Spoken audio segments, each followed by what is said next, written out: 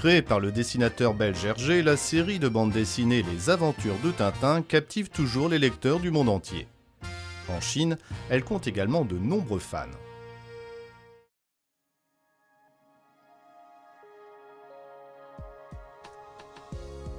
L'œuvre constitue l'un des plus beaux joyaux de la Belgique, qui semble avoir hérité de l'esprit intrépide du jeune reporter. Ce chef-d'œuvre de la BD européenne a près d'un siècle, mais conserve une vitalité exceptionnelle. Tels d'infatigables ambassadeurs culturels, les tintinophiles passionnés continuent de transmettre la flamme de la compréhension mutuelle entre la Chine et l'Europe.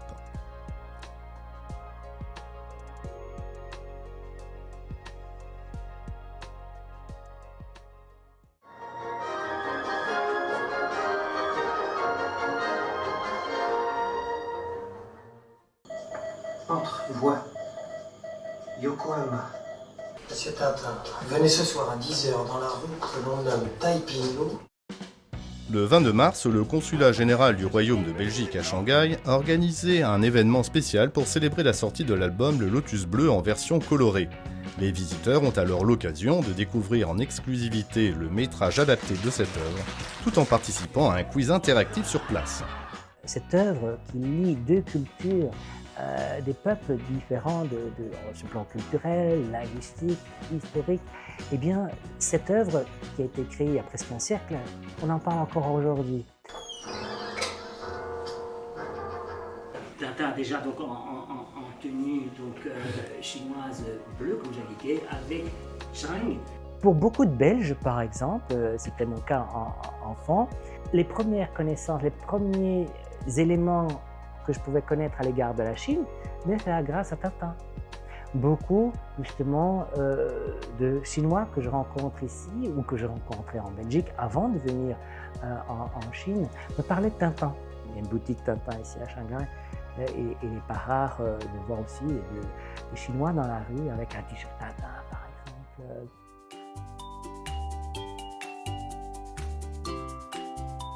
L'événement donne également aux tintinophiles du monde entier l'occasion d'échanger.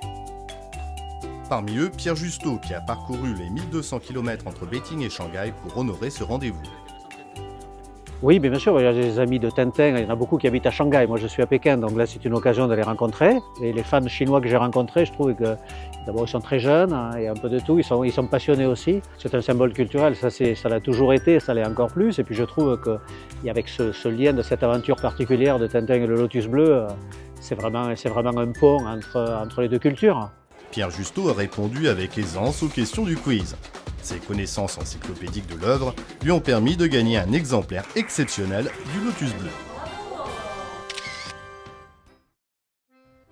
Situé à Beijing, le domicile de Pierre ressemble à un musée dédié à Tintin.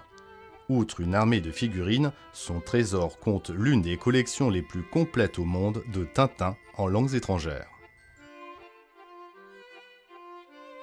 Aujourd'hui, il y a presque plus de 120 langues étrangères qui ont traduit Tintin. Je les ai presque tous trouvées.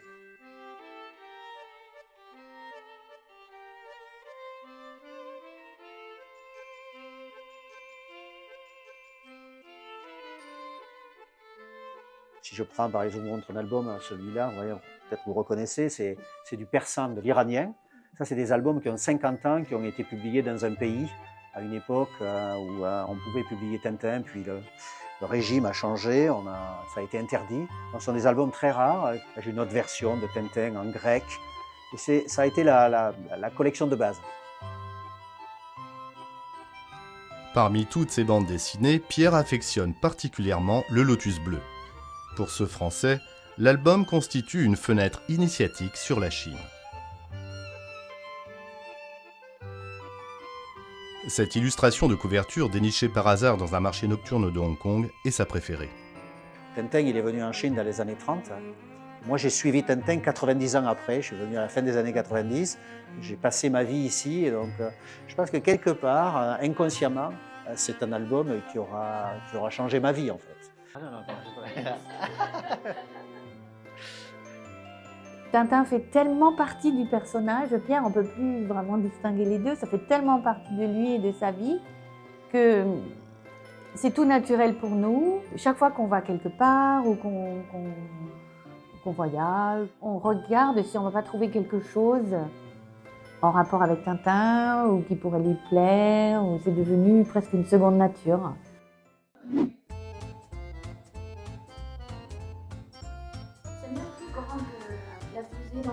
Ah, je pense qu'elle est beaucoup plus grande, vous voyez, regardez, elle est beaucoup plus grande, elle doit faire 2,30 m effectivement. Quand je suis allé à Shanghai, je me suis rendu compte qu'il y avait une boutique Tintin.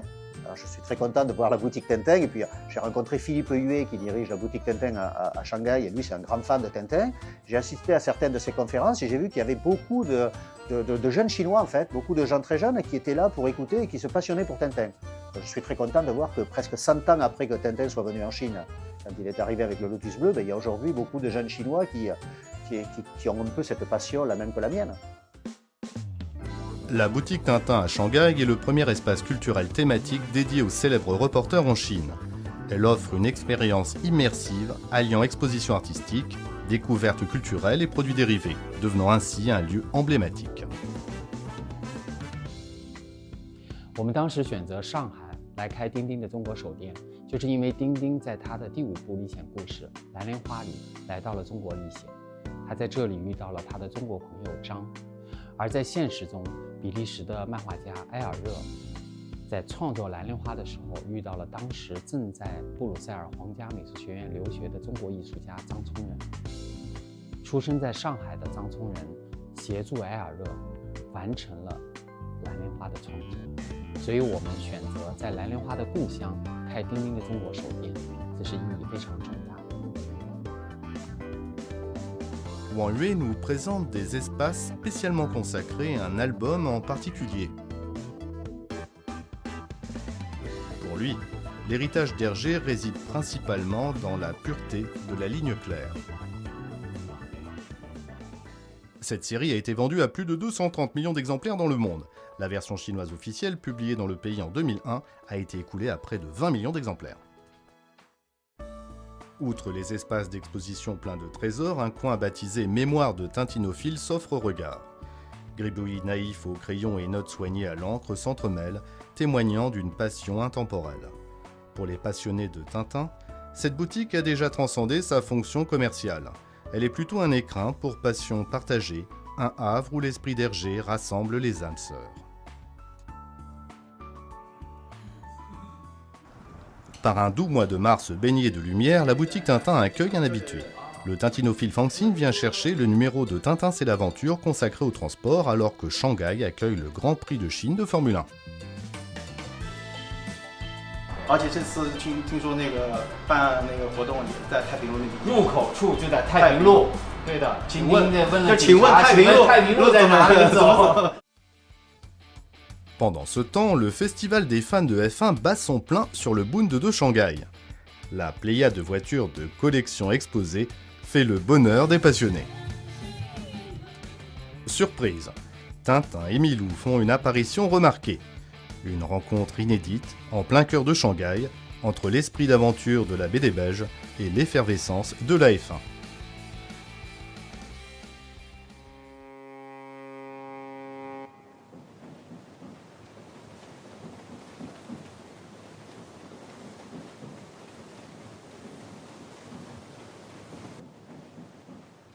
Je 我的专业是学动画，所以我就是对钉钉的这个动画还有漫画都非常感兴趣。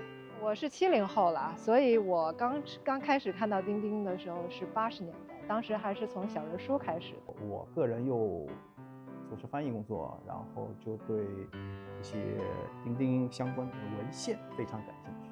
À l'âge de 13 ans, je suis entrée à l'école des langues étrangères de Nankin pour apprendre le français.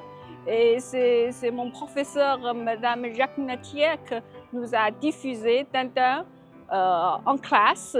父亲在翻译钉钉的时候曾经说，钉钉的爱好者是从7岁到70岁，所以任何年龄的人都能在钉钉的身上找到自己的影子。就小的时候就肯定都比较好奇嘛，然后之后小的时候世界比较小，然后之后就觉得这种就是他每天一集那种新的历险记，然后就觉得很有趣。第一，冒险；第二，好奇心。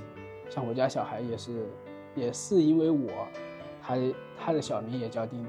J'aime bien acheter des choses pour porter, pour utiliser et me servir dans la vie quotidienne, par exemple des t-shirts, même une montre comme ça. 我就很希望就是国外的朋友们可以像丁丁一样有冒险精神，来中国看一看。对我们今天生活在今天的人来讲，重新再回顾蓝莲花后面的最主要的意义，就是中比两国的友谊和文化交流这个高度。